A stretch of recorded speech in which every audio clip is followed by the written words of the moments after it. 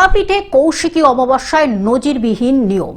আসন্ন কৌশিকী অমাবস্যায় তারাপীঠ মন্দিরে আসতে চলেছেন, তা হলো এখনই জেনে নিন মন্দির কমিটির এই নতুন ও গুরুত্বপূর্ণ নিয়মটি। আসলে এবার কৌশিকী অমাবস্যায় তারাপীঠ মন্দিরের গর্ভগৃহে প্রবেশ সম্পূর্ণ নিষিদ্ধ করা হয়েছে।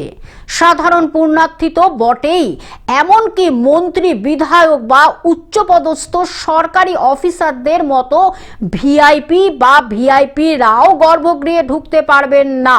ভিআইপি সংস্কৃতি বন্ধ করতে এবং শৃঙ্খলা বজায় রাখতেই এই নজিরবিহীন সিদ্ধান্ত নেওয়া হয়েছে।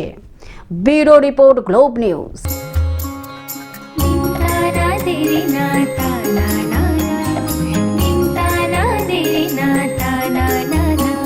পাশে সবার প্রিয় গ্লোব টিভি, সাথে সবার প্রিয় গ্লোব টিভি।